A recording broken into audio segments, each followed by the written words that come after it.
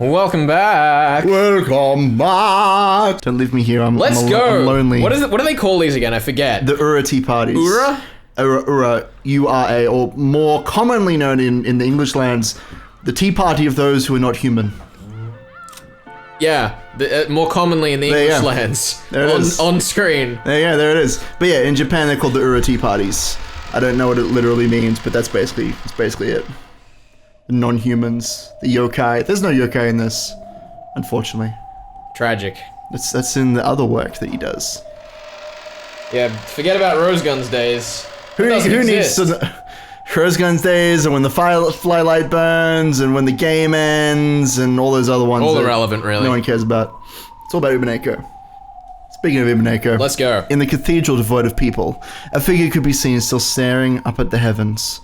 Its chest pierced with a long red sword that pinned it in place to the ground. That figure was... Battler. I'm glad they told us. Yeah. I was really confused as to who it I might was be. confused as well, but I didn't want to make any comment. Ironically, it looked just like what he'd done to Beata with blue wedges in the fourth game. Battler had died quite some time ago. No, in this place, the concept of death means that nothing except that one has stopped thinking. Very interesting that we get a definition for that now. What death means in this space. It's quite amusing because it means that after just giving the red truth on the floor, he's like, well, that didn't work, so I'm done. Yeah, he's out. Therefore, in a sense, Battler was not dead. Man, could you imagine if I had done that? If I was like, well, that didn't work, so I'm giving up now. You just stop thinking? Like the end of episode 2, I was just like... Well, this is the thing. I'm there were people who did that. I know. Right? It's sad. People who were like, you know what, this is too hard. I mean, considering how much of a commentary episode 5 seems to be on the genre and the novel as a whole, it could absolutely be taken to be that way. Absolutely. After being defeated in a fight over the truth and surrendering, he no longer had the strength to think of a way to resist. That's what made him dead. Lanor's massive longsword, which had been left in place of a tombstone, fastened Battler to the spot even after his death. This was all being lit by a faint light seeping out of an incredibly high skylight. Quiet footsteps rang out across this still cathedral. From the darkness behind a pillar, a woman slowly stepped forward. It was Beatrice. Just like they'd been the whole time in the Golden Land, her eyes had no light in them, and were still muddied over with grey. This person was once unable to even drink black tea to her satisfaction by her own will. But though it was slow, and though there was no life in her eyes, she was, surprisingly, walking. Then with slow, deliberate steps, she reached Battler, who was still dead, pierced through.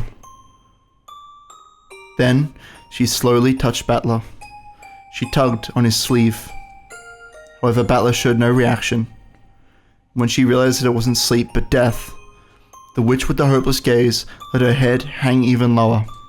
Then, she quietly whispered, "You liar." Beata softly touched Battler. Then, she pressed her forehead against Battler's chest. There was no longer any heartbeat. It wasn't just because he had surrendered. It was because the witches had chased him from the game board. So from now on, Battler would never return. So from now on, the Golden Witch Beatrice would have no reason to exist. Thank you. Liar. Goodbye. And... sorry.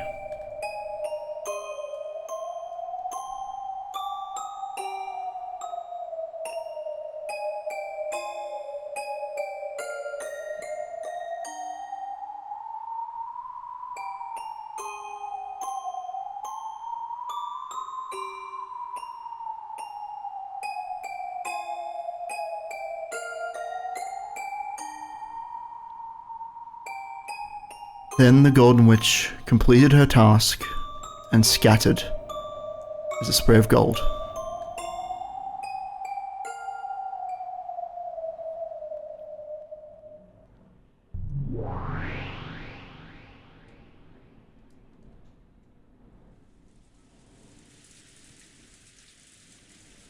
In the Golden Land, the grey rain gently continued to fall. There was a faint aroma of good black tea. Beatrice said blankly at its surface. There was Vigilia, continuing her knitting, along with... Me and Blanner are talking to each other. This is a recollection. A recollection from Battler's memory, which Delanor's sword must have given him as it pierced him. A recollection of that time Delanor had come to visit the tea party in the Golden Land.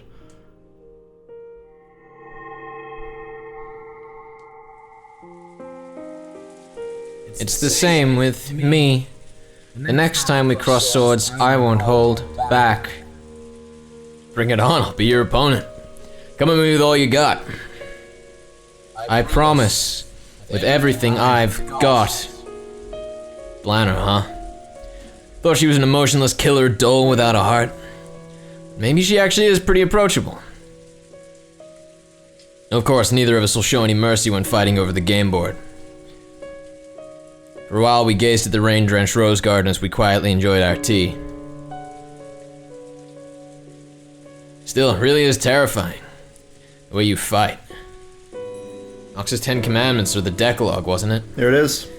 I'm surprised we didn't get that until now. Yeah, we're only just getting it. Oh, hey. The 10 Commandments. Do you want to read through them? Also, all of this shit. We'll do that in the recap, these ones, but... Take a quick look. I would recommend taking a quick look through the Decalogue. Yeah. Continue. So, forbidden for the culprit to be anyone not mentioned in the early part, forbidden for supernatural agencies to be employed as a detective technique, forbidden for hidden passages to exist, forbidden for unknown drugs or hard to understand scientific devices to be used, 5th is not included, 6 is forbidden for accident or intuition to be employed as a detective technique, 7th it is forbidden for the detective to be the culprit, 8th it is forbidden for the case to be resolved with clues that are not presented, 9th it is permitted for observers to let their own conclusions and interpretations be heard, 10th, it is forbidden for characters to disguise themselves as another without any clues. Yeah, so there are two major differences. One, as you said, like, in the original Decalogue, there is only one hidden passage allowed to exist, but that's been changed. And the also, other is that also pretty much every rule is that thing, yeah. Unless foreshadowing. Yes, absolutely. And the 5th is the one about the Chinaman. The 5th is there may be no Chinaman. There must be no Chinaman that figures into the story, I think is what it is. Yeah. Which, I mean, yeah, it's whatever. It's a dated rule in terms of its phrasing. It basically just means that, like, the obvious evil person should not be the culprit. Yeah. That makes sense. The foreign agenda that no one will really care about. Yeah.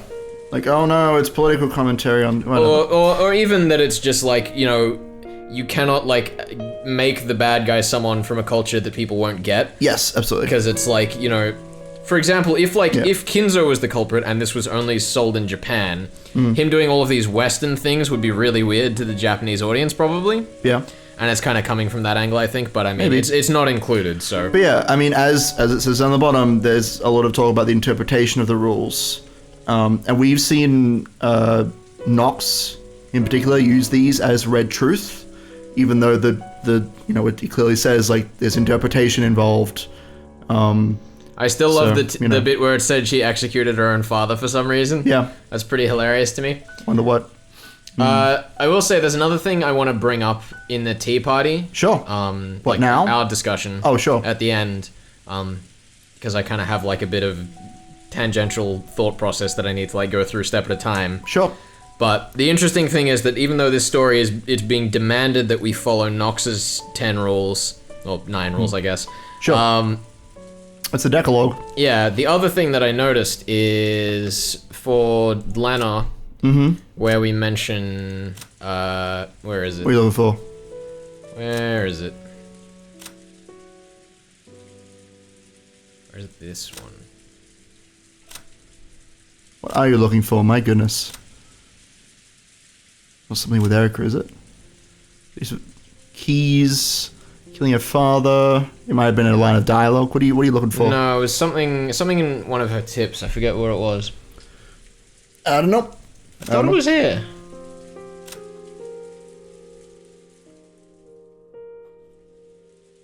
I'm not sure what you're looking for, unfortunately. We should go back to that screen for a second after Actually, it might be... Oh, it might be in there. Yeah, there it is. Right. Yeah.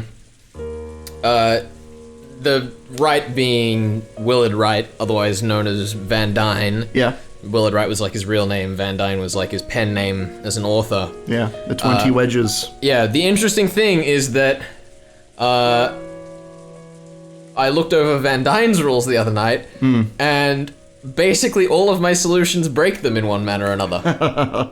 There are a number of interesting rules in the Van Dyne rule set. The funniest one to me is that one of the final rules in the list is I think I know what you're going to say. You must not suspect the butler. Oh, that's not what I thought you were going to say. What did you think I was going to say? I thought you were going to say that love should not factor into the story. That was the other one. That's the one that stood out to me the most, because love is such an important thing that keeps coming up time and time again. And Van Dyne is like, nope.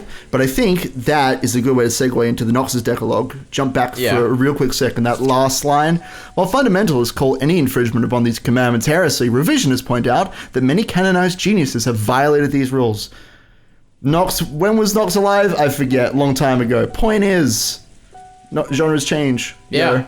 I mean, this episode is 100% a commentary on the difference between older Golden Age detective mysteries and newer mysteries. Yeah, I mean, even then, even though, like, it says this at the bottom, even Knox's rules originally all say, like, you can break these rules, just make sure that you, like, do so sparingly and with appropriate foreshadowing. Yeah. Anyway, I'm good to continue. Let's go. Knox's Ten Commandments are the Decalogue, wasn't it? Those classic rules of the mystery genre, right? Yes. They are commandments conceived by my father. Hidden doors must not exist. That's Knox's third, right? Means there's no need for detectives to even look for hidden doors. Sounds pretty ridiculous. Berncastle said it herself. She said that because they were forbidden by Knox's third, even searching for hidden doors was a waste of time. I'd like to counter that by saying it probably isn't so uncommon for rich families' mansion to have a hidden door or two built into it. But apparently that sort of rule works perfectly well in the mystery genre. By the way, there exist many wonderful mysteries in which hidden doors appear, and where hidden doors are a theme. Of course, this is limited to novels which have the premise that hidden doors exist. If that premise doesn't exist, hidden doors must not exist. So because that premise doesn't exist, there is no need to search for hidden doors. I think that's probably the essence of a ridiculous argument. It's like the detective trying to expose the truth and the illusion trying to confuse it with a mixture of truth and lies. They're getting blended together, leading to a bizarre form of argument similar to a devil's proof. Making a closed-room murder seemed to be accomplished by a witch with magic as fantasy. Exposing that it was a human's crime done with tricks is anti-fantasy. Examining all possibilities to expose the nature of those tricks is mystery. But is it also mystery to claim that possibilities with no hints supporting them are unworthy of investigation? Let's say that hidden door is hidden away in a way that there would be no clues. Would claiming that a hidden door therefore exists, even though a detective couldn't find it, be anti-mystery? That's enough of that. This argument is too far of a digression from the riddles I'm actually supposed to be solving. My fight is very simple. I'm only fighting to explain how it was possible for a human to carry out these crimes that were supposedly carried out by a witch. The whole discussion about mystery and anti doesn't serve any purpose. That's why I didn't have any particular interest regarding these rules known as the Knox Decalogue. You nerd. Do you dislike Knox? Doesn't work for me. There's something strange about making it possible to deny the existence of all hidden doors without investigating. It's about as dubious as a devil's proof. Even though it's supposed to be the exact opposite of fantasy, it somehow feels like it's the same kind of argument. I shouldn't have said that. Your dad was the one who made them, after all. Do not worry. After all, there are some who say it is nothing more than a silly game.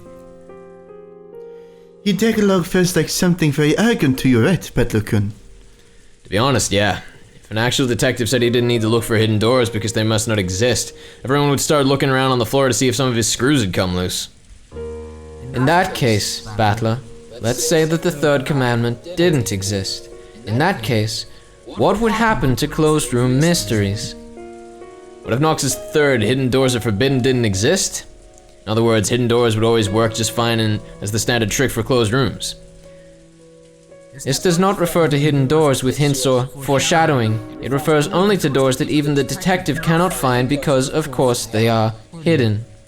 Petlerkun, you often fight by using a devil's proof, assuming the existence of an undiscoverable element X. That's what this is about. That'd be horrible. The closed room mystery genre wouldn't be worth reading at all. If it were no longer worth anyone's time, it would cease to exist. No one would want to try solving the riddle from the beginning, not if they knew the answers might just be an unforeseeable hidden door. Unless you have some guarantee that no hidden doors exist, you don't really feel like trying to reason it out. I see. So Knox's third is necessary. Without that, it wouldn't be worth reading closed room mysteries. And if you didn't feel like trying to reason it out, what would that lead to? Means you wouldn't even want to read it. That's it. Humans are weak creatures who can't even think unless they have proof that reasoning is possible. That reasoning is possible. In other words, they need encouragement to let them know they can solve it if they work hard enough.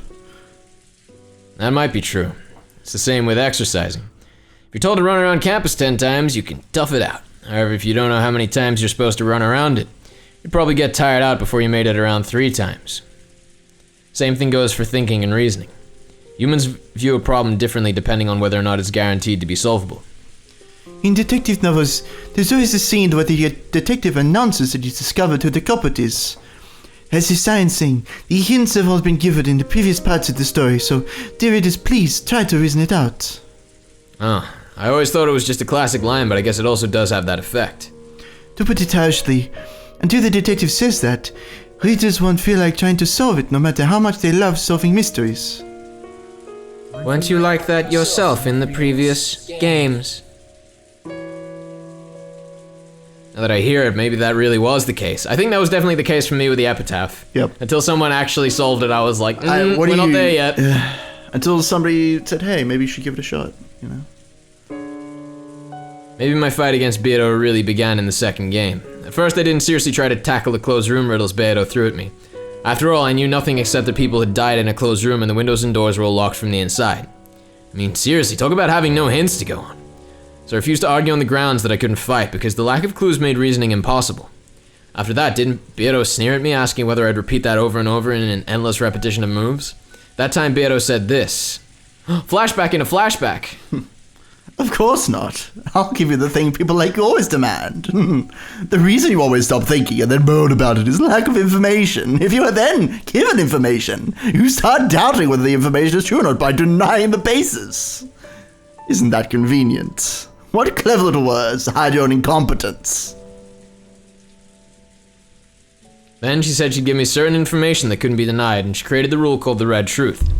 Once we reached that point, the curtain finally rose on my battle with Beato. So that's when I finally had a guarantee that I could solve this tale if I tried. And I stepped up to the stage with her for the first time. I think you said something similar.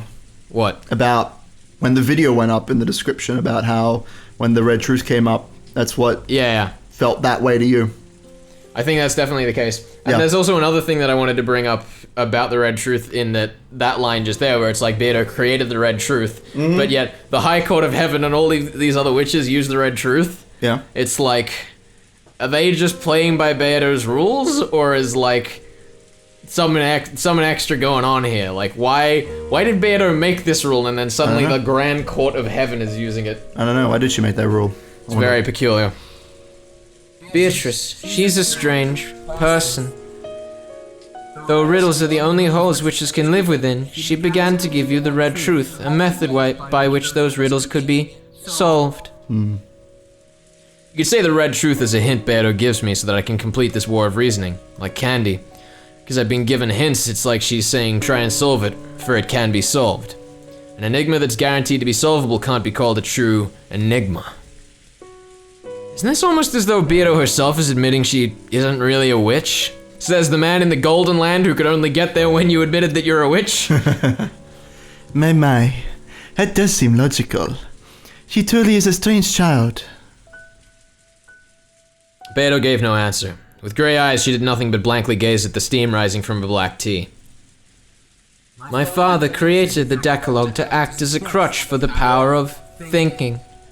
It most certainly wasn't made as a way to arrogantly decide things. A crutch for the power of thinking? That's right. By Knox's 8th, it is forbidden for the case to be resolved with clues that are not presented. This does not only mean that one is forced to avoid making theories that are not supported by clues. If you turn it around, it means that the one proposing the riddles is forced to display clues that lead to the solution. So in other words, if you follow the Decalogue, all riddles must have hints, and therefore it's possible to guarantee that finding the solution is possible. I See, so this is what they mean by the crutch for the power of thinking. If you can believe that it's solvable, you start wanting to have a go at those riddles. If you're capable of believing that hints do exist, you get fired up about rereading the story to search for them.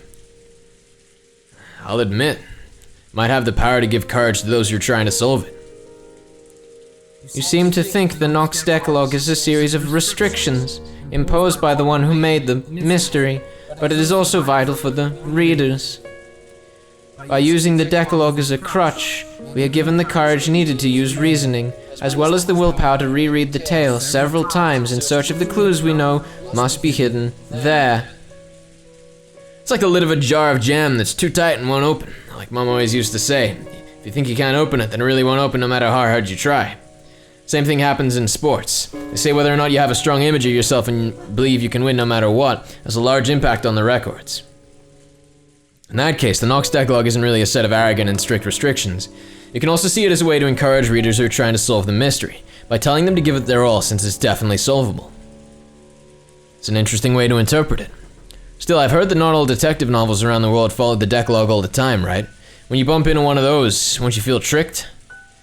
Even the Decalogue is nothing more than a single interpretation, and it cannot be applied to all mystery stories.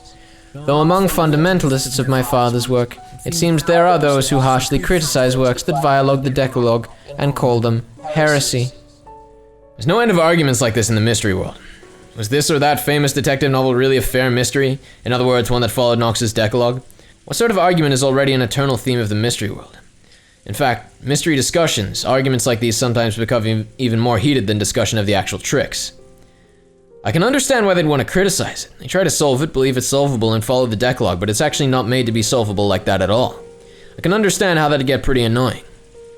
That's right, when the fight with the Decalogue, there's just one thing you can guarantee from the beginning. Oh, one thing you want guaranteed from the beginning. Fuck. It's okay. Need a second, breathe. Oof. I believe in you. You're pulling a me right now. Yeah. This is great. In other words, you want to guarantee that this detective novel will adhere to the Decalogue. If work labels itself as an orthodox mystery, then you have nothing to worry about. However, the mystery genre contains many unorthodox subgenres within it. Does that mean trying to use reasoning in an unorthodox detective novel is a complete waste of time? Looking at it that way, it really does feel arrogant. Yes, I also find it extremely sad that my father's Decalogue has been used as such an arrogant weapon. And again, you just fought against Beato using the Decalogue as a weapon. Can I take that as proof that this game world of Beato's follows the Knox Decalogue?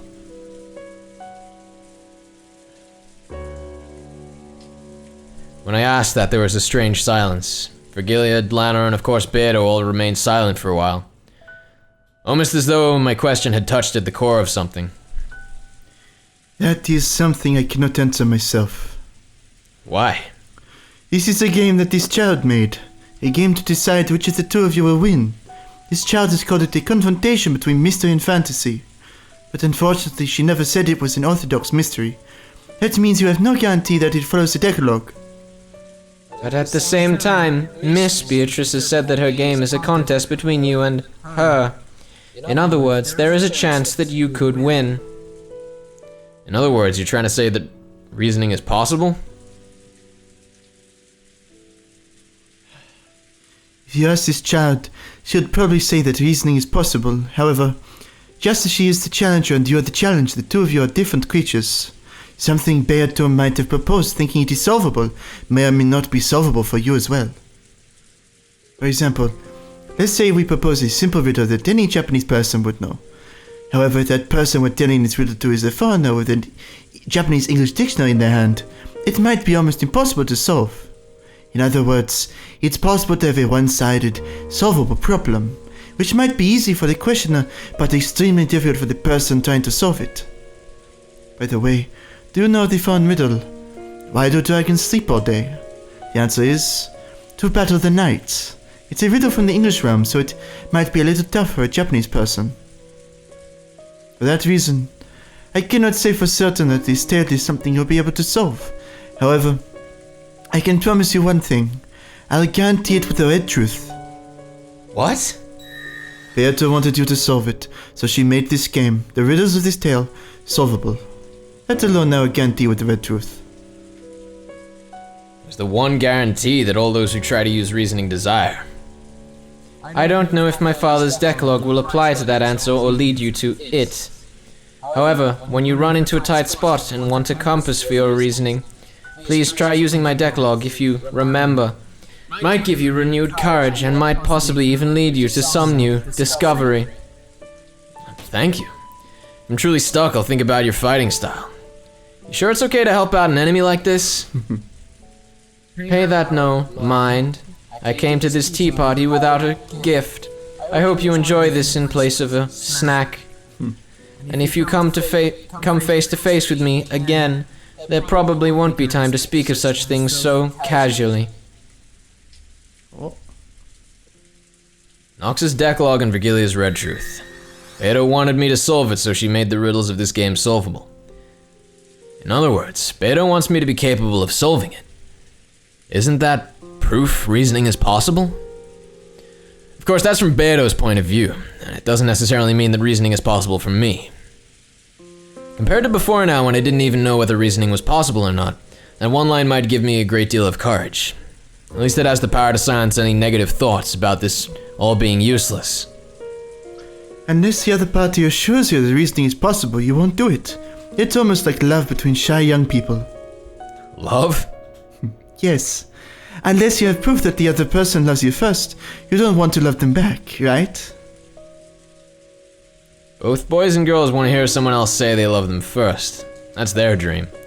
If they're in love, they don't want to love the other person until they're sure this person loves them back. After all, there's nothing as painful as one-sided love, and the scars of the heart left behind last a long time. Because they're afraid of that pain. They want proof that the other person loves them first more than anything else. I see. That's an interesting way to explain the relationship between writer and reader in a detective novel. Yeah, maybe you could liken a detective novel to that. Both the writer and the reader first want the other party to say they'll solve it, or that it can be solved. Till the writer is assured that the reader will certainly have a go at the riddle if they propose it, they don't want to write their story. Same goes for the readers. Until they are sure that they will certainly be able to solve the riddle if they try, they don't want to read the story. Because they don't want to write what they consider a masterpiece and be hurt when no one reads it. Because they don't want to reason about what they consider a masterpiece and be hurt when they realize it was all useless. By that argument, it isn't really a stretch to say it's love between shy elementary or middle-aged school kids. Even though they really do want it, they don't have the courage to reveal their feelings, so they wait uncomfortably for the other person to confess, and by the time summer ends, nothing's happened. More than that, sometimes even the girl ends up going out with an entirely different guy. That's what my first love was like.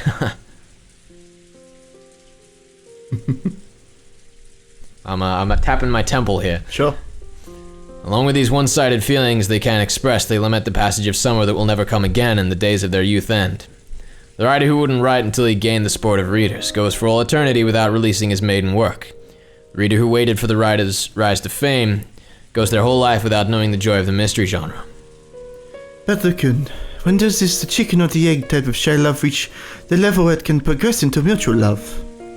Well, that's probably when things start to pile up. Starts as a relationship between friends, they communicate with each other more and more, and when the two both reach the level where they're sure that I like the person and they surely like me, well, they probably just naturally become a pair of lovers. My impression up until now is that relationships starting with sudden confession of love tend to break up more often, whereas pairs who never actually confess to each other but realize they've always been together usually stay together for a surprisingly long time. In other words, this happens once the two of them believe in each other and a relationship of trust is born, is what you're saying? Maybe. It's a bit odd. I've always thought the mystery genre was a battle between the writer and the reader, but maybe that's not quite right. Yes. It's something that cannot go on without a relation built on mutual trust, a relationship with love.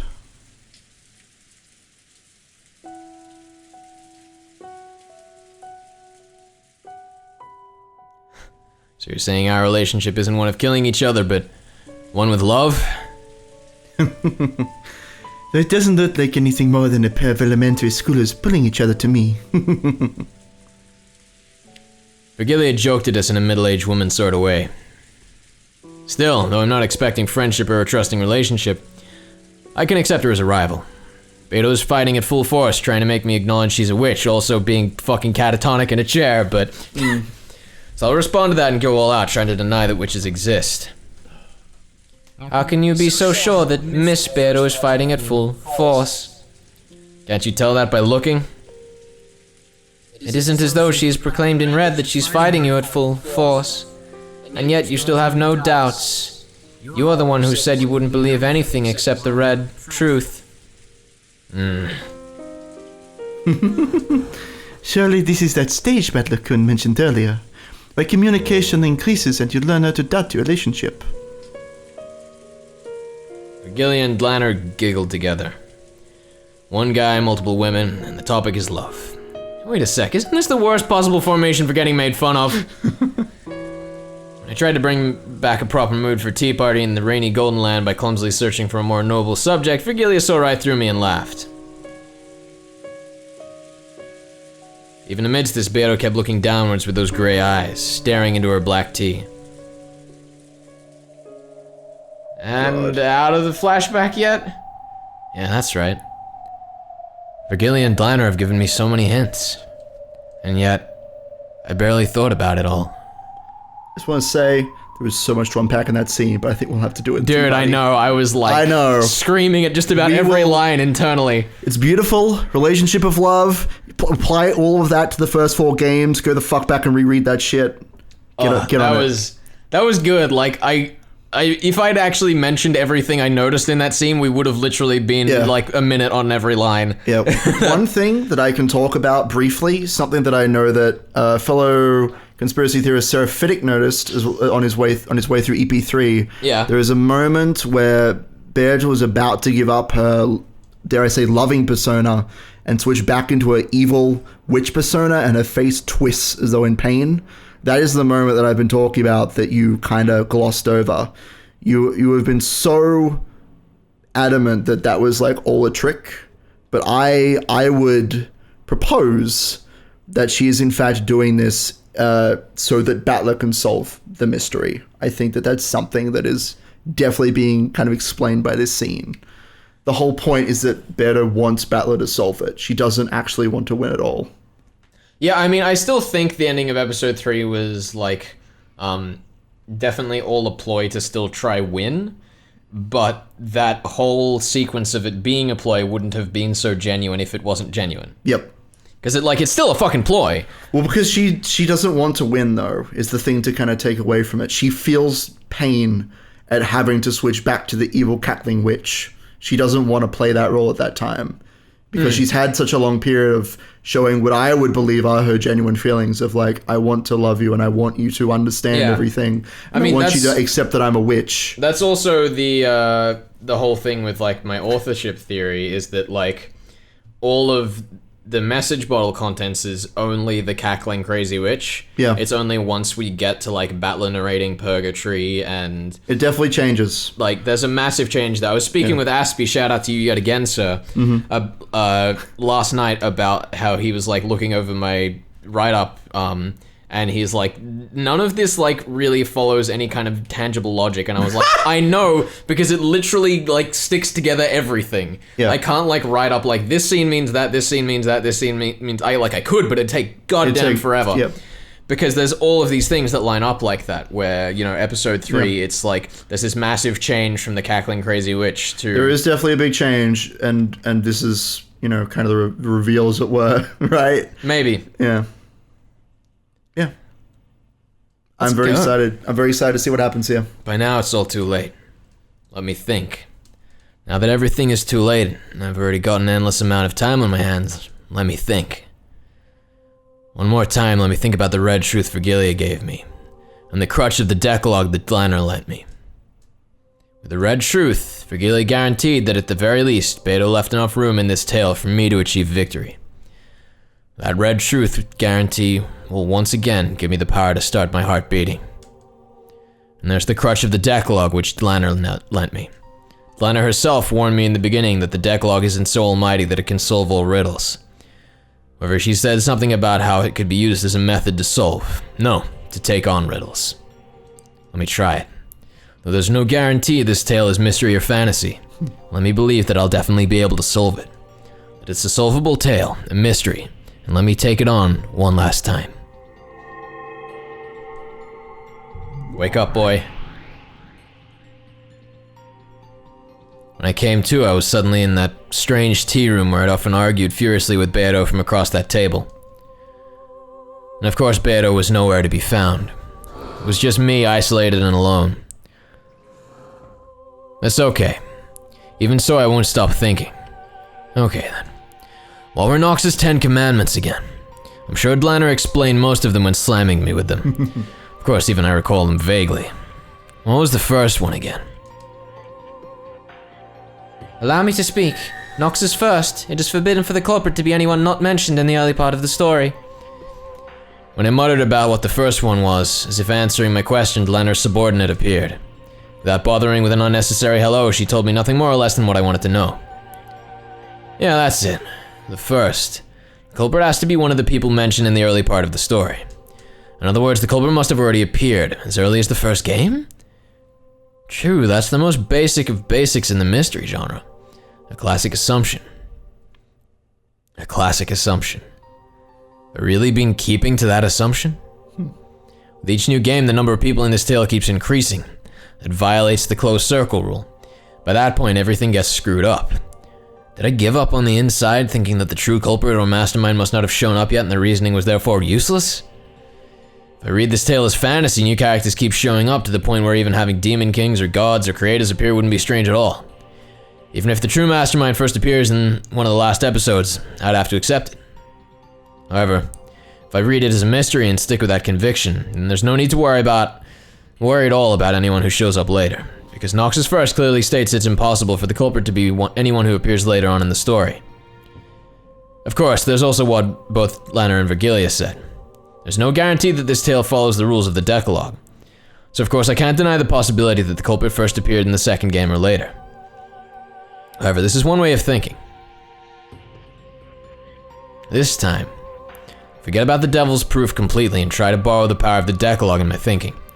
After all, I've already said it myself that I won't be able to reach the truth without a multi-angled outlook. In that case, that means the culprit in all of these repeating games is one of the 18. From the very beginning, there was no need for an illusion of the 19th person. Even the first of Knox's commandments denies the existence of an unknown person known as the Witch from the very start. If I had followed that in the truest sense, I might not have suffered so miserably in the second game. And Knox's second? Allow me to speak. Knox is second. It is forbidden for supernatural agencies to be employed as a detective technique. Lanner's other subordinate appeared without a sound. I don't know, I heard a sound, Battler, you deaf motherfucker. And gave me the answer to my question. That's right. A detective can't go around using magic. So, this is a fair battle. Does that mean that, like the detective, the culprit also isn't allowed to use magic? Allow me to speak. Know that you are free to interpret it as you please. Yeah, that's right. Sure, I'll interpret it my way. If this game is a battle between me and Beato, then because this tale is solvable, no elements will appear that make it impossible to solve. Oh shit. In other words, things like magic mustn't appear. When they do appear, I shouldn't suspect that the mystery element is breaking down, but I should instead question why it was shown and suspect the witnesses and observers. That's right. That was Beato's greatest weapon in the second game. Depictions of magic which couldn't exist in a mystery. By showing me that, she forced me to think that this tale wasn't a mystery, and therefore that reasoning was impossible, so I surrendered. However, if I had believed unshakably that it wasn't a mystery, it would have been completely obvious to doubt the witnesses who claimed to have seen magic. Hashtag the riddle is the clue. It's so funny going over this because it's like literally just recapping my step-by-step progress of going through episodes 1 to 4. Yeah. Like coming in, like, as you were saying earlier, like someone who's read a lot of mystery stuff would come into episode 1 and like have a lot of foundation to work with, but for me, you had to like work from scratch. Yeah. I feel that. At the end of the first game, it was revealed that this tale was passed on to people in the future by that message bottle. Someone had written about this crime, this tale. In other words, this entire tale is a world that includes the personal opinions of an observer, namely, the person who wrote that message in a bottle. In other words, the observer isn't God, it's a human. Therefore, there's no guarantee that this description is truly impartial. By the end of the first game, it was already clear that we've broken the constant premise of the mystery genre. The story itself must be seen through the eyes of God. For that reason, it's possible to doubt even the observer as well as the witnesses. If I could have doubted this much, then no matter how many seemingly unsolvable displays of magic appeared, I wouldn't have had to blindly accept them and give up. However, that begs the question, is it even possible to solve a tale written by an observer who isn't impartial? If I get obsessed with this, all my reasoning will end here. However, I had to believe. I had to believe that Beto was trying to fight me through this tale, because it's a fight, that means I've been given a chance of winning. By giving me that, doesn't that mean that reasoning is possible? This part is tough. Unless I believe that the cruel witch took on the risk of losing to try and have a fair fight with me, I can't get past this part. Just like Virgilia said, it's just like love. If I can't believe that Beto is fighting me head on with everything she's got, I won't be able to reason any further than this. Sure, I'll acknowledge it. Unless we acknowledge that we love each other, we won't be able to get any further. When Virgilia ran out of patience with the two of us, shy and incapable as we were of acknowledging that out loud, she gave me that red truth instead. That was the red truth saying Beto wanted me to solve it, so she made the riddles of this game solvable. What the hell? It's like Soto-san in Class A says he likes you, like hearing a love confession via a friend. I really am pitiful. Reasoning is love. If we don't love each other, the reasoning won't start. Alright. In that case, how can we say we love each other? If you think you can solve it, just try. You're incompetent, like how you can solve it. Yeah, according to George Aniki, people like that are called tsundere. God damn you. That brutal witch is finally starting to look a bit cute. If I meet her again, I want to try saying, "You're such a tsundere." If I meet her again, somewhere. Tell me the other parts of the Decalogue. I don't care about the order, just give me something that seems useful. Allow me to speak. Knox is 8th. It is forbidden for the case to be resolved with clues that are not presented. Allow me to speak. Knox is 6th. It is forbidden for accident or intuition to be employed as a detective technique. Must not be solved with clues that aren't presented, and it must not be solved by relying on accident or coincidence. If this tale is made to be solvable, we can read this as the opposite way. In other words, clues must be prepared so that the case can be solved. And it has to be made in a way that can be solved without relying on coincidence. If I can believe that Beto is challenging me to a fair game where the reasoning is possible, then I can be sure of that. In other words, Beto has already left me clues, hints, and messages in this tale. It isn't from the Decalogue, but Eric or someone said this.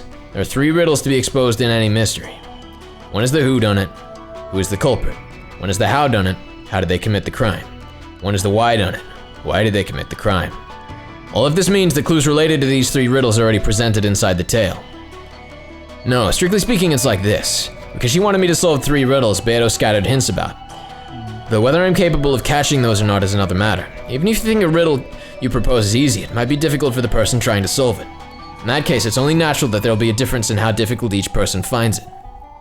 Therefore, as Beto goes through each successive game, she watches me closely and tweaks the game as needed to get a good arrangement. When Beto realized that I'd completely surrendered in the second game because it was too hard, I know. she secretly worried. Oh. If I surrendered and lost the will to fight, the game would no longer remain on an even footing. That's so fucking funny. It's great. Yukishi, my boy. Therefore, in order to make me regain my will to fight, from the 3rd game onward, she set things up in a way that'd make it easier for me, giving me tips on how to fight and a few hints. Virgilia and Roneve obviously appeared so they could help me.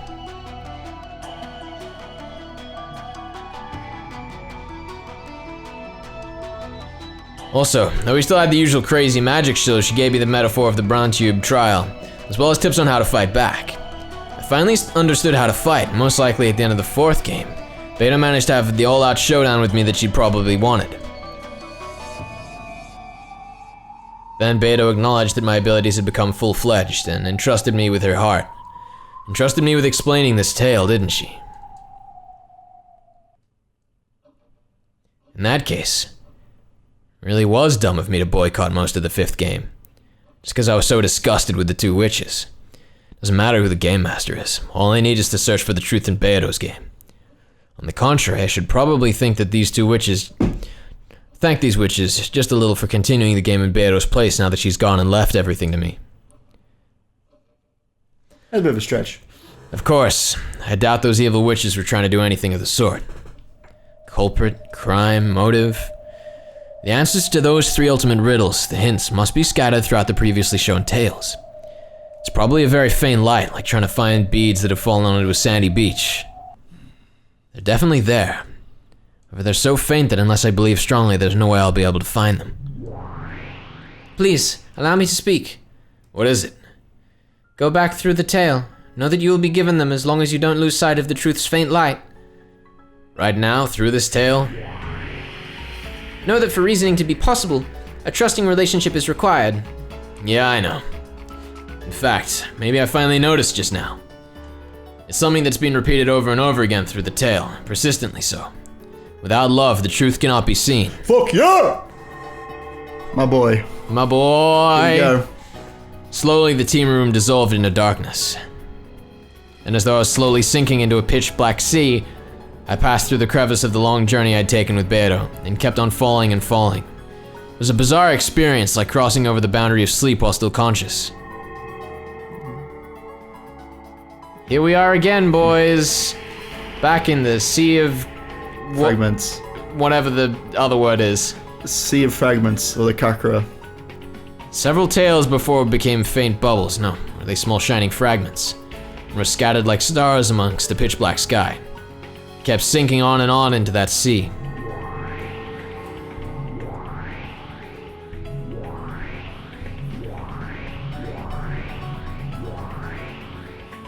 The tales up until now, one after another.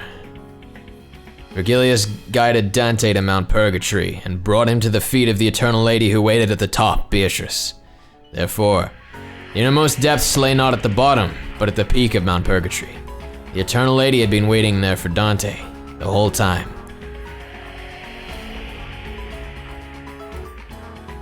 And then I knew. Oh shit! Then I knew. Oh shit! EP5.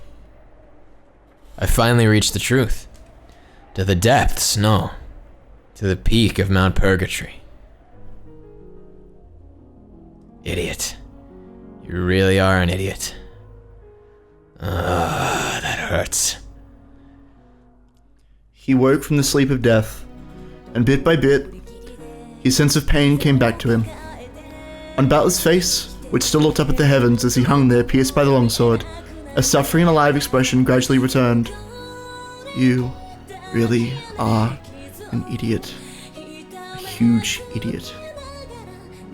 Battler noticed. This whole time... Hang on a moment. Beto had been snuggling up against him, sleeping. Too much for you, Ben. Shall I take narration for you? Please do. And when he held her, he knew that it was not Beto, but her crumbling remains.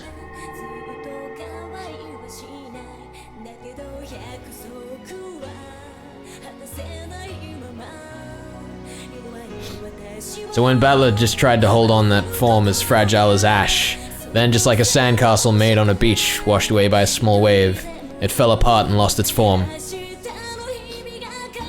At Battler's feet lay nothing but the ragged remnants of Beto's dress and a pile of ash. No. On top of that pile of ash, you could see something sparkling gold.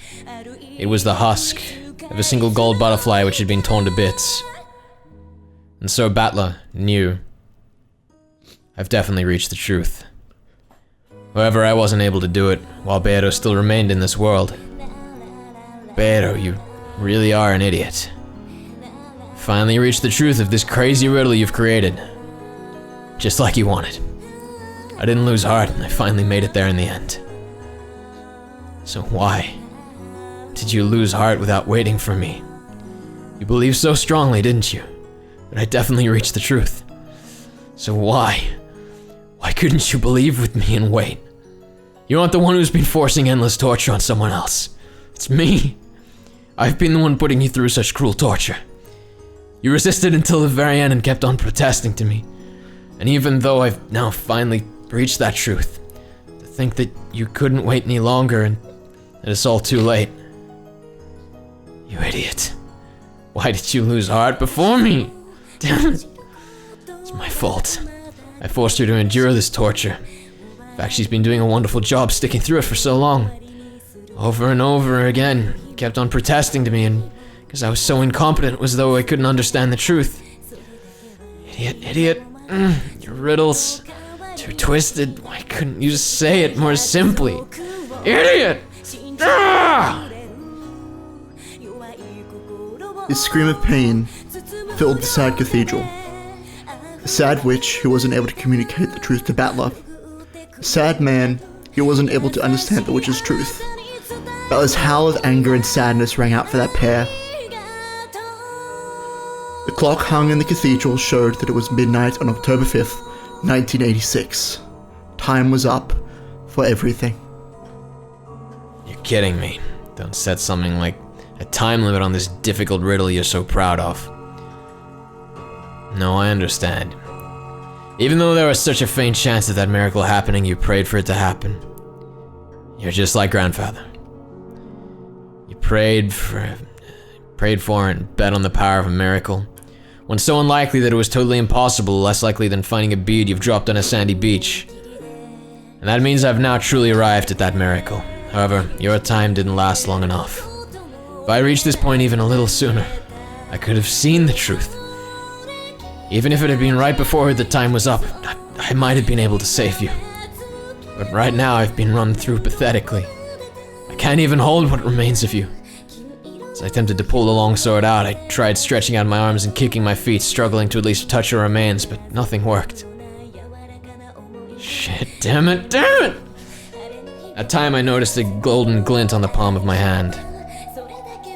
It was a single wing from a gold butterfly. A small fragment of gold was the only piece of pero that I was permitted to touch. I cried with all my strength, gripping that fragment and pressing it against my head, apologizing. Why couldn't I reach the truth earlier? And I pressed it to my chest, promising that even now I would never again lose the truth. When I pressed my hand against my chest, the sword piercing my chest cut my wrist and blood dribbled out. The blood spread throughout my fist, and I must have soaked that gold fragment with my red blood. Must have been the only way of telling her that I'd found the truth she wanted me to know about. I clutched the wings of the gold butterfly with my freshly bleeding hand and pressed it against the red sword that pierced me. At this point, Ushumi Battler knows, and he understands. He's found this tale's everything.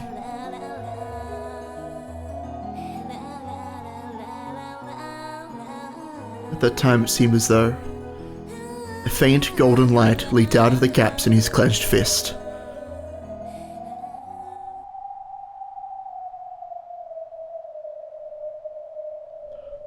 you gonna be able to cope playing her after that, Ben? Ben's here. I'm a mess. Struggling to hold back tears, and now he's gonna play Erica. So you can hold back. They're already flowing, dude. Let's go. Alright, let's do it. The two witches had their backs turned, and Erica was laughing at Battler's corpse. This is morbidly comedic. Alright. That really is pathetic, Battler-san. I'll make your foolishness into a statue and for all eternity. Huh?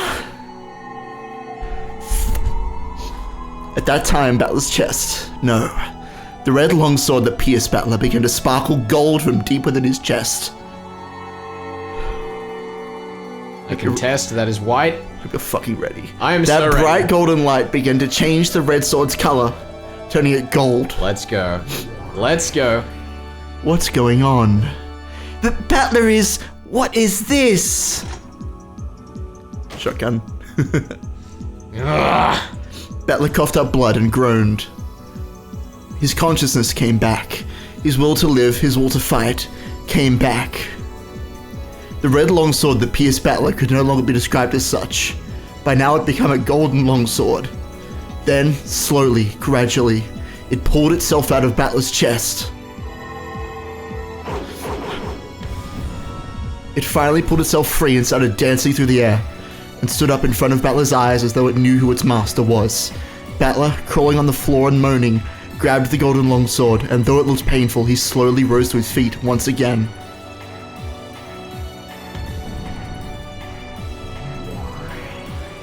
This sure is an elaborate act. Is this one of your tricks, Lambda?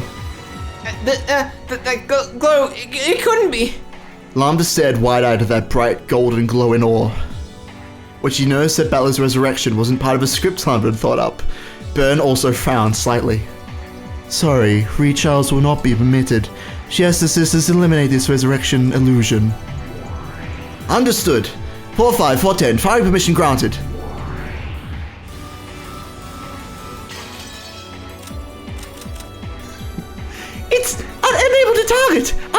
Code 999!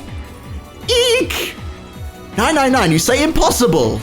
The Siesta sisters hesitated, unable to carry out Bencastle's orders. That has happened before. Why are they surprised? Reboot the system!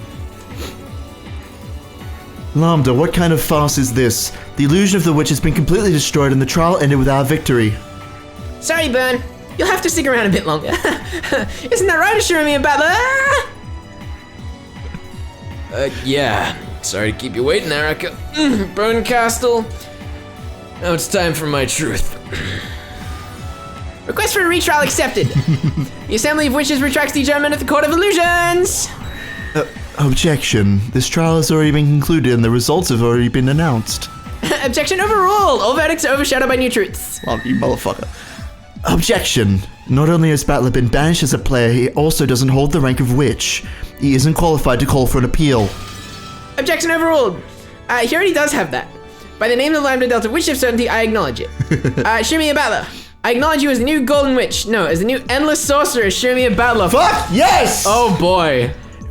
What did you say? Battler got the rank of a witch!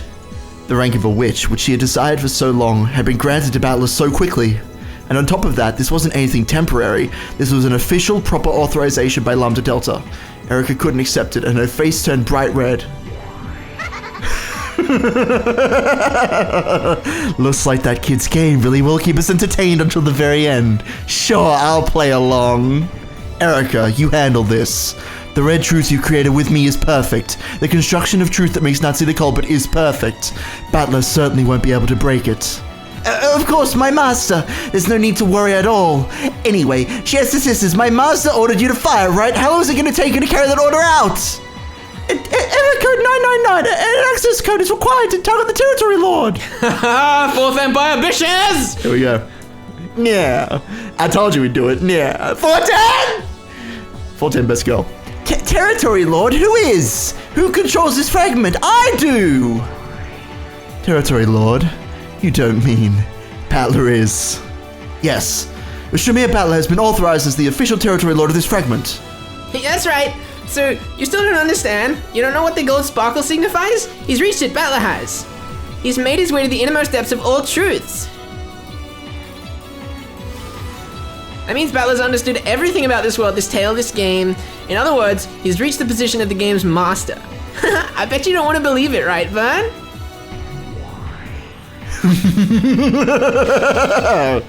Yeah, I don't want to believe it. Okay, I'll test Battler to see whether he really understands everything. Erica! Too bad, Erica. Just when you were finally appointed as the territory lord of this fragment, you've been deprived of that title. New territory lord of this fragment is Shirmia Battler. Is it awful? Hey, don't you feel just awful? How does it feel to be deprived of that title and you finally got it? How does it feel?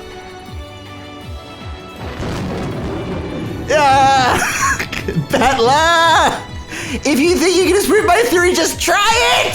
It's impossible, impossible!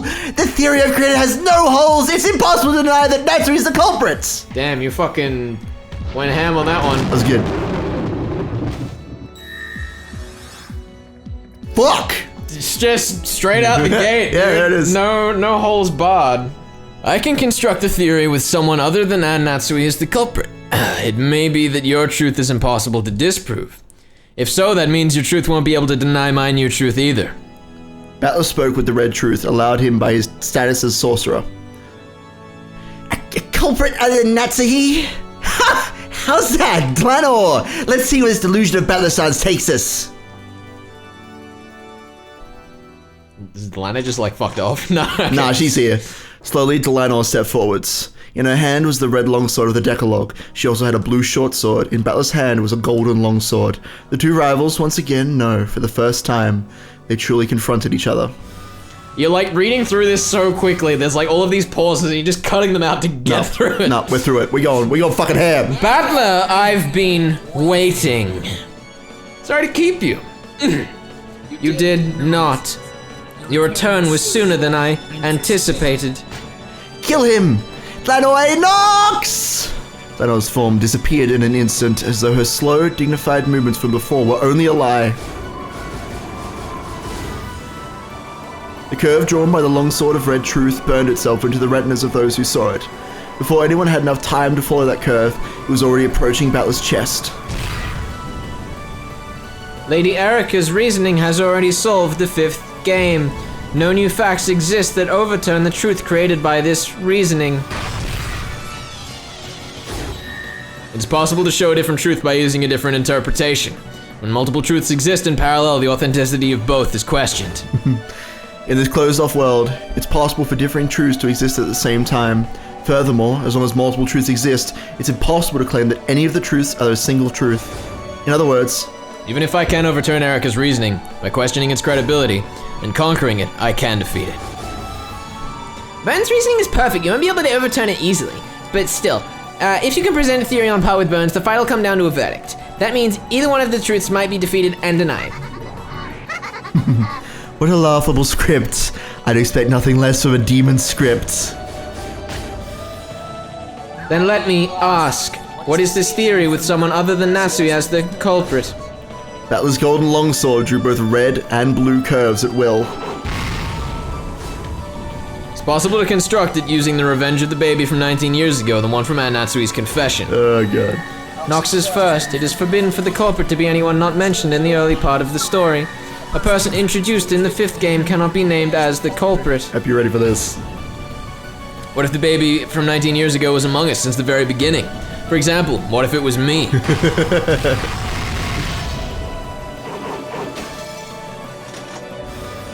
Knox is 8th. It is forbidden for the case to be resolved with clues that are not presented. Was there ever any foreshadowing showing you might be the baby from 19 years ago? The red truth from the 4th game that I'm not the son of my mother Asumu. Feeling that Dad was hiding something in both the 1st game and this game. In particular this game, it was made clear that there was some special circumstances having to do with my birth. Battler proposed that he might be the baby from 19 years ago, and announced that he'd reconstruct the crime with himself as the culprit. As Delano cautiously held her sword at the ready, she gauged the distance between them. Now that Battler had inherited the position of this world's territory lord, and attained the rank of endless sorcerer, his movements surpassed human understanding. By now, the physical distance between them probably counted for nothing. After all, their extremely agile battle was surpassing the point where the concept of distance made any difference. Is some dirty fighting. A good start. Let's hear your theory with Battler as the culprit. Yeah, I'll let you hear it. I'll prove that this explanation also works, and that you can't be certain that Natsui isn't the culprit. Oh god, this is gonna take a while, I feel. I'm fucking in, let's go. Let's go.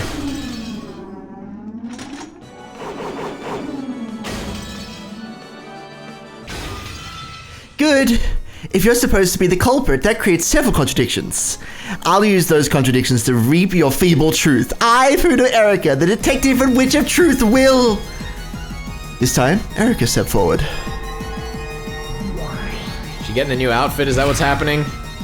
Oh. In her hand, there appeared a scythe like one a Grim Reaper might hold. A ruthless scythe for reaping everything that threatened her theory. I was hoping we'd actually get a graphic for that. That's okay.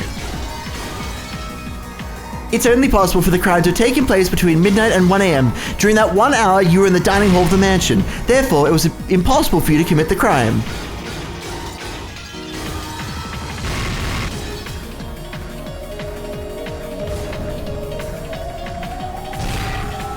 It has not been specified that the time of death was between midnight and 1 in the morning. Therefore, it's possible that the crime didn't occur between midnight and 1 o'clock. Oh, shit.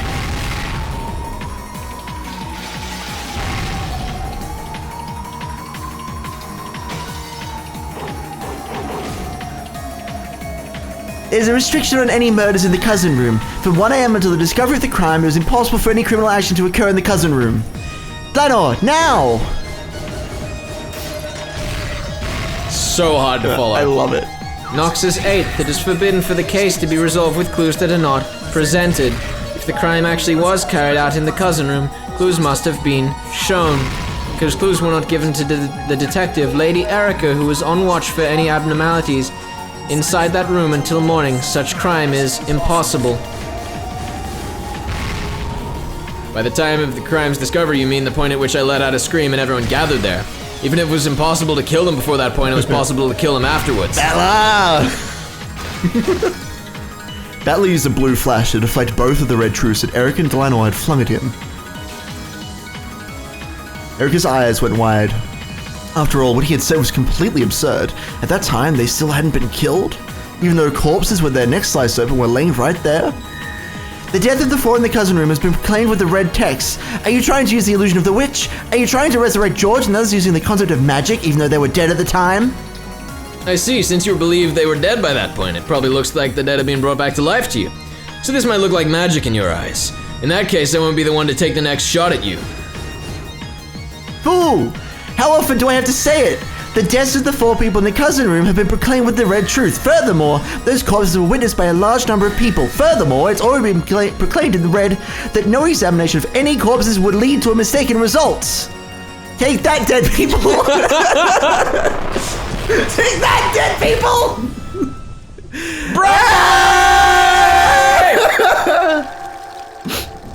When was that red truth made? Have you forgotten, miss?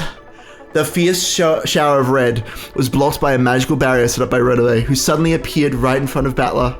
Now that Beato was gone, the demons shouldn't have been able to manifest themselves in the real world.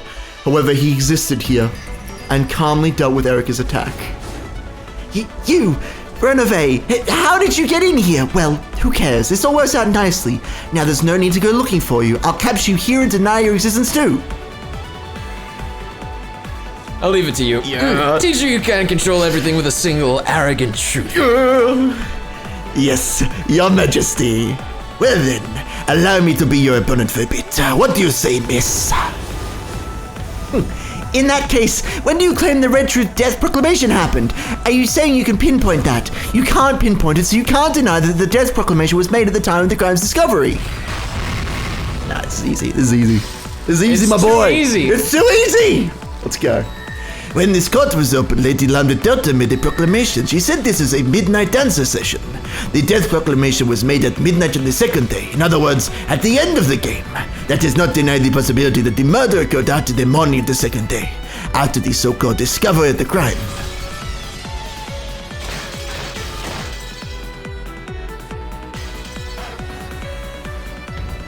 And you're saying that the victims were alive at that time, even though their necks were sliced open. Did you see that yourself, Miss Detective?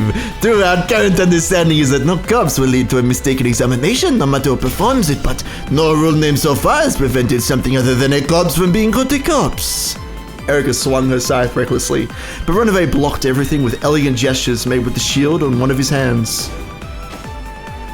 So at that point in time, no one was dead? There weren't even wounds on their necks. In that case, why did Battler scream? Yeah. Better wash your feet, little girl. Yeah. Surely Akinzo is already dead at the starting time for all games. Huh? Ah! A pitch black hole opened beneath Erica's feet and swallowed her up. She could probably see through to the other side of the hole. It was the same thing you'd see if you looked down out of the skylight on the ceiling of this cathedral. Leo. Yes. Vigilia could also be seen in midair inside the cathedral. Smothered mate. Here we go, it's been a while. As Erica fell from the heavens, Vigilia was right below her and caught her on the end of a divine spear that sparkled blue. Shouldn't you rethink your reasoning? Kinzo doesn't exist, therefore, the way for the bodies to disappear in your theory is a complete failure. Correct. Unless someone other than Kinzo makes the corpses disappear, your theory fails. Damn it! This is nothing! Vigilia's blue divine spear skewered and pinned Erica in midair. Erica struggled, filled with hatred, but she couldn't get it out easily. Then, all around her, several small, fast things clanged off the walls and enveloped her. Stay Wars! Everyone's here, Froze! Then 7 people manifested themselves at once, with the power of friendship! We're the 7 Sisters of Purgatory. Know this, Farvel Master? You lowly paperweights! After George's death, his corpse was never moved. Yeah! After Jessica's death, her corpse was never moved. After Maria's death, her corpse was never moved. After Rosa's death, her corpse was never moved. After Genji's death, his corpse was never moved. After Krause's death, his corpse was never moved. Therefore, the corpses shouldn't have vanished after being discovered. Your theory about Kinzo carrying the corpses away fails.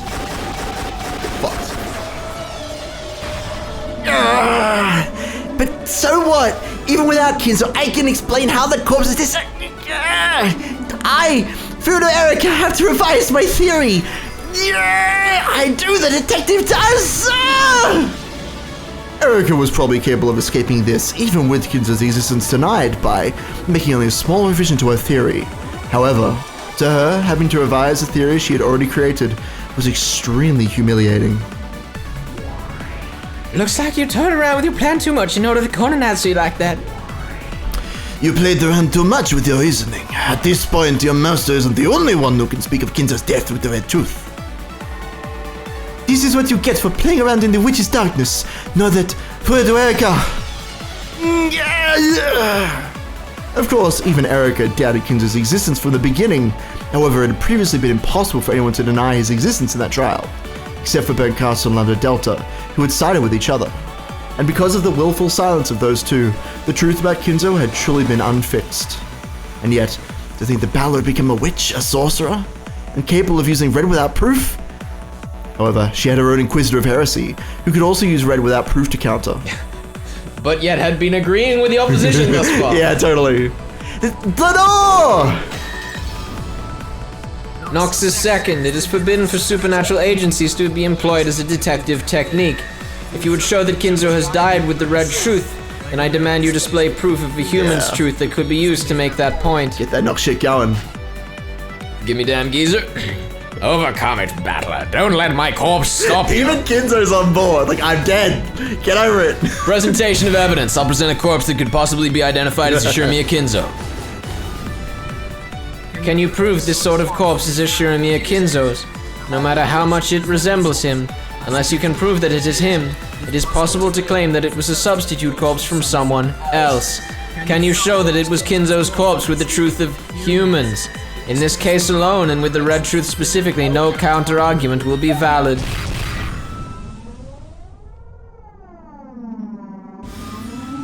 Ooh, any counter with the red truth will be invalid. I guess that works.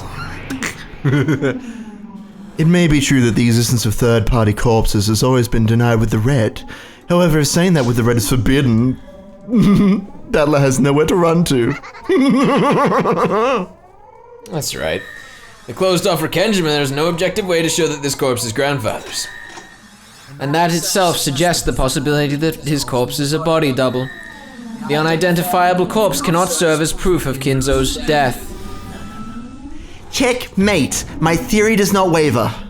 Yeah, except for literally all of it that's already fallen apart, you fuckwit. Yeah. Glanor had sealed off the red truth as a means of proving that Kinzo's corpse had been shown. Even with the power of witches, Battler couldn't argue back. How are you gonna prove that the corpse was Kinzo's if the red truth is sealed? It's impossible. It can't be done. With red or blue, right?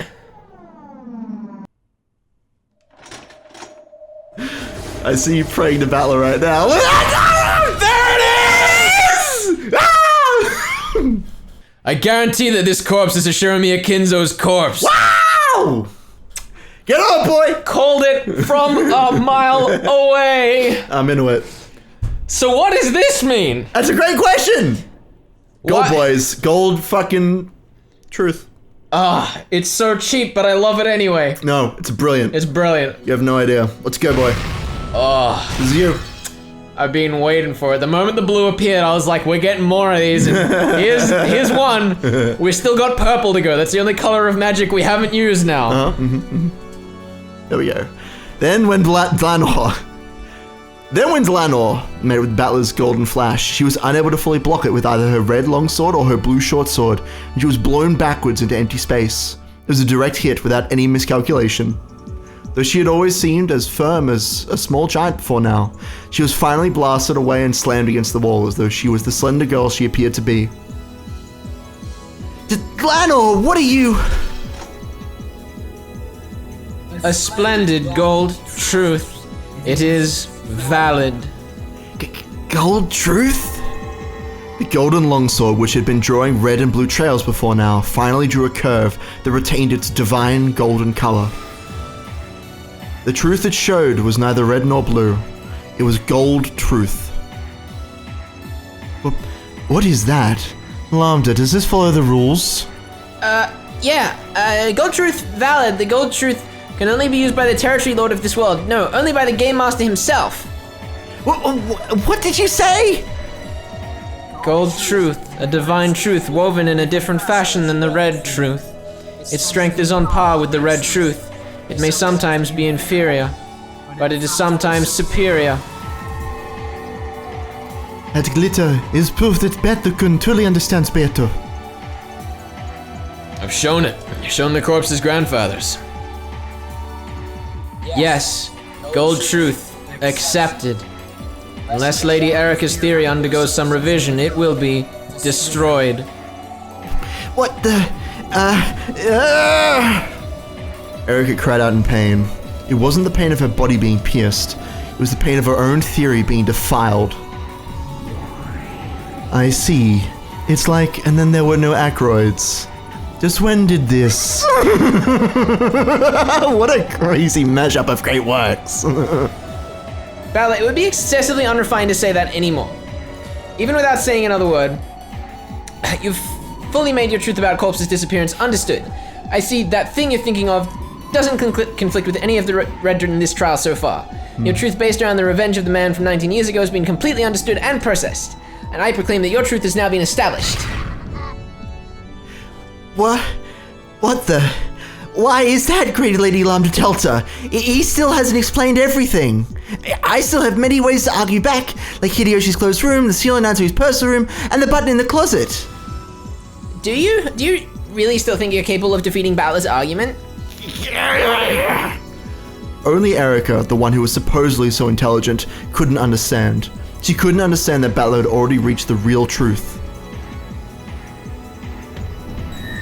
Because of this, grandfather's absence has been verified. The dishonorable relation between Natsui and grandfather has been removed from consideration. And Natsui is pure and faithful. I won't permit this vulgar tale you're all so fond of. Fuck yes. Battler-kun! Furthermore, because we've raised doubts about the time of death for all who have died so far, the alibis for everyone besides Natsui go back to square one. If you try and argue that the crime was impossible for everyone except Natsui, it won't work. Blanor, who must have risen to her knees at some point, slowly stood up. The flash from the golden longsword was still buried deep into her chest. Though pain didn't show in her expression, her awkward movements clearly showed how serious the damage she had taken was. Even though she herself knew that the match was long over by now, Glanor didn't abandon her duty. However, in the cousin room, you witnessed the corpses that were impossible to misidentify. Here we go. Are you trying to say that was a lie? Knox's 7th, it is forbidden for the detective to be the culprit. The detective is obligated to keep an objective point of view. Your theory would mean you violated this obligation. I love that she brings this up now instead of earlier when he said, I'm the culprit. Yeah, totally. Fruto Erica is the detective, and the me in this game isn't one. By Knox's 9th, it's permitted for observers to let their own conclusions and explanations be heard. Knox's 8th, it is forbidden for the case to be resolved with clues that are not presented. Until now, you have been the detective. Was it ever shown that you were not the detective this time, and that you were an observer capable of inserting his own personal ideas? Unless it was, you do not have the right to falsify your point of view. Oh, so ready. In this game, when I figured out the device connected to the epitaph's riddle, I witnessed grandfather. As it had already been shown in red, grandfather doesn't exist. It was impossible for me to witness him. Therefore, it has already been shown that my viewpoint wasn't objective. It is possible that it was just a sheet or something fluttering in the wind and rain which you mistook for Kinzo. It cannot be used as foreshadowing to form a basis for Knox's 9th. Mistaking one thing for another is a right permitted to all observers. There's a red truth that Beto showed during the 4th game. There it is. No person would mistake Ashirami Akinzo by sight. Yeah! It's the red truth Beto used to counter my blue truth that someone disguised themselves as Kinzo to make it seem as though grandfather had appeared. In other words, on this island, all illusions might lead someone to mistake something for grandfather, including someone else pretending to be grandfather. Most certainly cannot work. That was a butchering of the pacing of that sentence, but we got there in the end. All of Natsui's schemes made it seem grandfather existed were hidden in the relative's blind spots. All of the clever tricks like he was just here a second ago or he's in his study alone now. They never try to make anyone mistake something they saw for grandfather himself, so there are no contradictions. If they tried to dress one of the servants in grandfather's robe, it probably would have been seen through in an instant. It's been guaranteed that none of the characters in this tale would mistake something for grandfather by sight. Someone claims to have seen Grandfather, despite that it becomes a lie. Allowing lies to be contained within their observations is a right granted to anyone, except for just one person, and that person is the detective. Because of the right granted by Knox's ninth, anyone is allowed to mistake a sheet in the wind for something else and tell about it. However, mistaking it for Grandfather in particular is not permitted in this game due to the red truth. So, once you claim to have seen Kinzo, it was no longer misrecognition, but intentional. In other words, this proves that the observer was not objective. Is that what you are saying? In this case, unintentional misrecognition is not permitted by the rules of this game. However, it is possible to intentionally lie about seeing something you never saw. And that is an action not permitted to a detective who is obligated to maintain an impartial perspective. Forgive my crazy argument. It's all finished now. No, it's okay. Because men like you exist in this world, you will surely protect the fragile truth from any kind of pride. You will surely protect the real truth from the tyranny of any plausible truth that might claim to exist as the sole truth and try to exterminate all fragile truths. Battler's golden longsword drew a massive blue arc as though splitting the heavens. I'm glad I could fight with you. Therefore, my perspective in this game is based upon the ninth, not the seventh. The fact that I claim to have seen Grandfather is proof. The noise that rang out across the cathedral was the sound of Delanor's longsword clattering to the floor. Simply letting go of that was the same as resigning to the proud Delanor.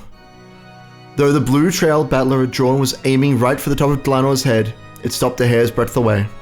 If it hadn't, Delanor would probably have been annihilated without leaving a single scrap of flesh behind. I resign. I give up on denying your truth. I've paid my debt. Hell, let honor be to your father. The Decalogue was neither arrogant nor judgmental. Honor to my father. Delanor sat down on the floor and completely abandoned her will to fight. What are you doing, Delanor? Lame, pathetic! You stupid half-wit murder doll! You've tainted the honor of your own father! Shame on you! You still call yourself Mysteries Wedges? Will you surrender to magic? The history of the Mystery genre won't allow that! You're the one that doesn't understand what mystery is all about. If you see mystery as nothing more than a weapon with which to sneer at your opponent intellectually, I wouldn't let you ever say so again. Battler! I'll present a truth that conflicts with yours. And Natsui was threatened by a phone call over the internal line sent by the man from 19 years ago, me. His goal was to make Natsui look like a murderer. From the beginning, this has all been a drama of revenge intent on framing Natsui. That's wrong. It's a drama of revenge against the Ashumi family that Nazi thought up. Your theory outright opposes mine. You still can't pull out the blue spear that's sticking through you, right? Yeah, that's right. From Erica, I haven't heard of a single way for the corpses to be disappearing that doesn't involve Kinzo. Looks like your theory's about to be denied, doesn't it? This spear is just... You paperweights! Get out of my way! The deeply piercing blue spear and the 7 red stakes tormented her theory. They won't come out. They won't come out. I acknowledge the mistake in Erica's reasoning and the need for revision. What the... My master! Watching Erica's face contort with pain as she struggled to escape from the spear, Bencastle spoke this with a disgusted expression. Faced with the facts, Bencastle had acknowledged Erica's loss herself. Erica gazed at her master, who was no longer confident in Erica's own victory, with a mixture of shock and despair. I don't give a damn about your pride. How long do you intend to shame yourself like that? You, my double, who's been granted the same blue hair as me, how long do you intend to hang there pierced through like that? I guess I'll just have to descend myself. Looks like I didn't need a piece after all. Oh, what a pain. What a pain, what a total pain. I don't need a piece, I'll just throw it away, yeah. The disappointing, regretful, discouraging, hopeless letdown of a misfire. Do it quickly, filth. Ooh, what a face. Didn't I tell you to revise a pathetic theory of yours? Yes, my master. I'll revise it. I'll revise my theory. Yeah! As Erica's face twisted in humiliation and tears streamed from her eyes, she withdrew and revised her own theory in accordance with her master's order. Mumbling quietly, she made various revisions with the blue truth, had them acknowledged by Lambda Delta, and finally had the blue spear smashed and was freed. Though that blue truth did indeed explain how the corpses had disappeared, it couldn't conceal its desperation. It was just a bit of truly shabby reasoning. My master, I've taken it out. My theory is perfect. Are you kidding me? It's horribly pathetic, but I'll forgive you. Because your face and your theory are so lame, it's funny. Erica was taunted by her master, who wore an ugly expression. She thrashed about on the floor, crying bitter tears. The wounded Glanor stepped out before her as though shielding her, and she spoke to Bencastle, as well as Battler. Regardless of how pathetic it might be, Lady Erica's revised truth is valid. Yeah, that's right. Regardless of my truth, yours can exist at the same time. It's what this world is like. No one can disprove them, so even if there are various truths, and even if they contradict each other wildly, they can exist at the same time. Here as many truths exist as you can imagine. No one can just deny that all on their own. Yes, that is true. I won't let anyone deny Lady Erica's truth. Lenore! As long as I'm here, I will protect that truth. No matter how pathetic it is, I will not laugh at that truth. The words of Delanor, whom Erica had previously looked down upon, led Erica to once again thrash about on the floor, sobbing. And because no unique truth exists, everything is covered in darkness. Therefore, while both my theory and Erica's theory are impossible to deny, neither is unique truth. They're vague, and while neither can be denied, neither is certain. Because there's been no decision, the illusion of the witch still exists. The only one who will be permitted to expose it is neither Erica nor the rest of you. It's me alone. I won't let anyone expose Beatrice's illusion except me. The verdict is revised. Because of the truth presented by Shirmi Abala, Erica's truth is no longer unique. However, Erica's truth is impossible to disprove. Therefore, both of their truths exist together. The conclusion of the fifth game is rescinded. The game goes back to being even, and I transfer the position of Game Master from myself to the Golden Sorcerer as Shirmi Battler. Lorda! Shirmi Battler, step forward. I appoint you as the new Game Master. Will you accept? You will, right? Do it? You new endless witch? Yeah, I'm the new game master. I'll weave the sixth game. Erica, let's settle things for good this time. Stand up. Yes, I will stand. I'll make you regret giving me a chance to clear away the shame. My master, please give me an opportunity to fight with Battler again in the sixth game. Sure. Of course I'll give you a chance. Wow, incredible. She said, I'll give you a chance. Isn't that a miracle from the Witch of Miracles burn castle? Erica, you've miraculously managed to escape with your life. In the sixth game, Battler's game. Expose the truth no matter what. Unless you want to be tossed aside into the darkness of oblivion. Yes, my master. Glanor! Of course. I will give it my all in the next game as well. I won't pretend to be a guest any longer. Together with Lenore, I'll tear your game to bits. Sure. I'll invite you to my sixth game. Sorry, but that title of yours, Checkmate of the, isn't cutting. It's your game. You can decide the name yourself. Just bring it on. I, Fruto Erica, am a detective before I'm a witch. I acknowledge you as the new master of this game, and I issue a proclamation of war. I'll definitely expose it all. I'll kill you. Golden Sorcerer, Ushumia Battler! Yeah, come at me with all you got. Fruto Erica. Just watch, Beto. I'll take charge of your game. And in this next game, I'll prove that I'm completely understanding all of your riddles. Woo! Subasa time, boys. Oh my god. Well, there you go. What a fun little adventure.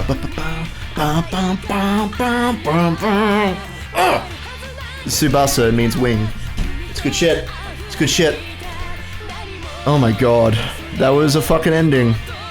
I was not prepared. Apologize. It was everything I expected it to be. It was amazing. And more. Yeah. It was amazing. Gold Truth, Erica and Battler's like rivalry, gonna be continued in the next episode. Theater crumbling. The marbles, which was the line that got to me because I didn't notice that in my first read through. There's a line about marbles and trying to find them. I believe that's a nod to Higurashi, though I don't want to go into it too much. I see. But I didn't notice it, and this time I was like, fuck! I get it. And I feel really sad.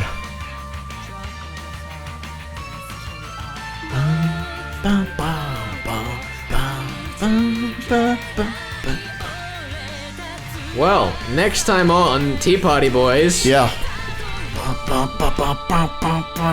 What?